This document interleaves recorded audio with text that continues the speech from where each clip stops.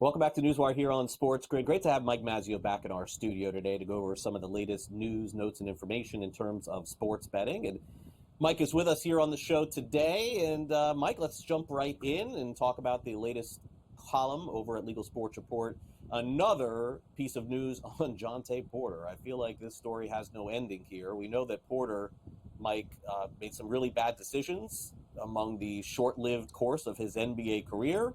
Thank you for coming on the show. I guess the question is, Mike, in your mind, does he face serious charges that can be legitimized by the government here in U.S. and Canada moving forward? Basically, do you really think that he is in big trouble here?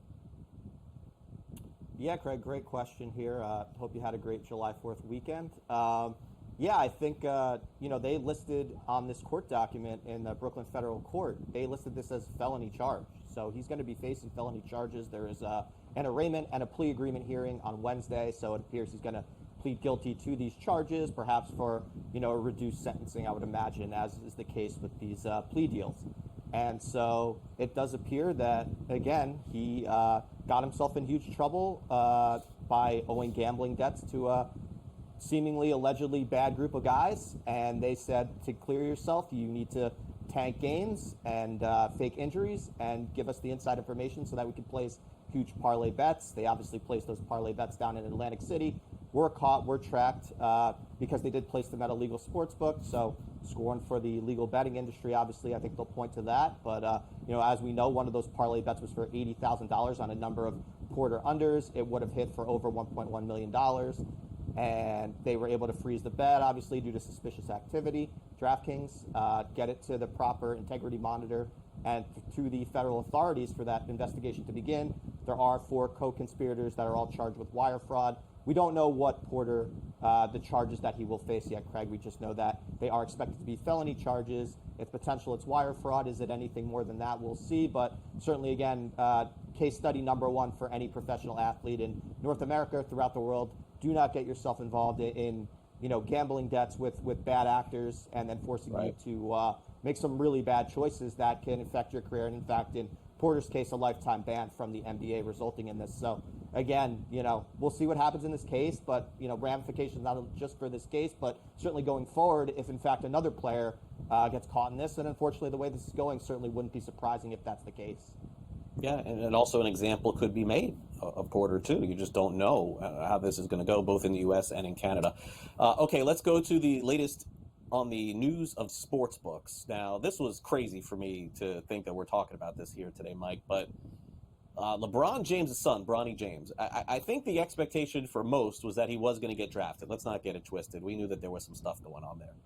But, Mike, did people actually think that he was going to get drafted in the first round? And hold on. Get drafted first overall? People actually place that bet?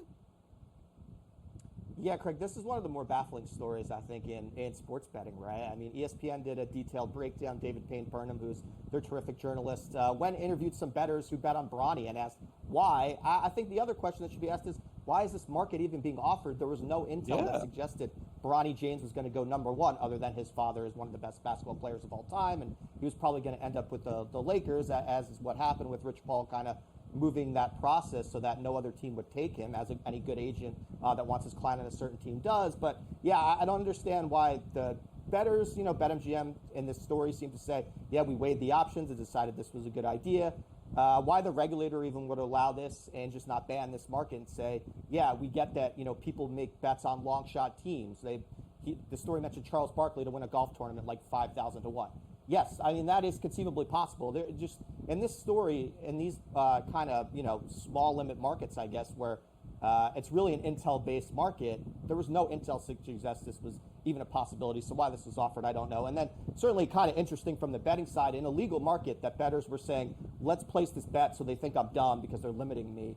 This just doesn't speak well for the legal market, I don't think at all. And it's just kind of another story of bad optics. Perhaps the industry just gets past it. We'll see if any, this, again, as you said, maybe a once-in-a-lifetime situation with Bronny and his father. There may not be this father-son scenario ever again, but yeah, just the fact that this market was offered, I don't know, it just felt like it left a bad taste in a lot of people's mouths. And then again, bettors thinking they could kind of go around the rules because that's what they're in a position to do, where they won a lot of money, they're limited now, and so they thought, hey, let's play dumb. I'll put this, $20, $60, Sure. $100 on this low limit bet and hope to get in the good graces of sports books that have limited me. I mean, just doesn't seem like there's any winners here. Just felt like a lot of donations by bettors to the sports book. Yeah, I don't see it any other way. And again, I guess 1,000,000 to ones do happen in sports, but this was one definitely that pushed 1,000,000 to 1, I would say. Okay, so now let's close it out with some sports betting discussion that it feels like the legal market has been trying to eliminate, which is the illegal market. And, Mike, look, there's so many places to still legally bet on sports, but I just don't see the illegal market, aka the bookies, ever going away. Betting on credit is still something that people are going to want to do. Just ask Shohei Ohtani's interpreter. Credit is credit. You don't have to put any money up. It's just asking to eliminate something that seems almost impossible. Mike, give us the latest there. Yeah, so Craig, ICE 360 CEO Matt Holt was on with the UNLV AD talking about, kind of some alert systems that college athletes can go to if there is some sort of, concern with betting, insider info, some sort of scandal going on that they want to give anonymously.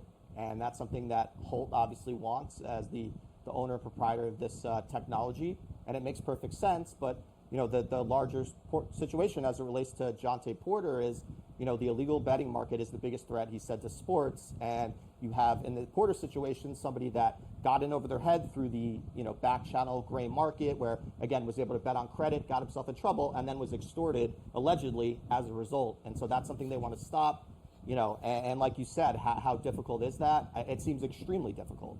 But, again, this is where certainly the legal industry wants to hang its hat on. The NCAA said, we want to eliminate the illegal gambling market too. It probably, like you said, is impossible at this point, but they do want to bring people to the legal market so they can catch, bad actors in the event that, unfortunately, a scenario like Porter's takes place. Like you said, Ohtani's interpreter got himself in trouble through the illegal gambling market, through the, alleged illegal bookmaker that he placed the bets with, and then ended up stealing over $17 million from Ohtani to cover these debts. So, I think this is an example they want to show college athletes is don't get, in over your head, right? Like Porter did. His attorney said he had a gambling problem. He's been cooperating with the authorities, but, he ruined his whole life. He ruined his whole NBA career, future prospects in the league for what a relatively, probably so to speak, monetary gain, right?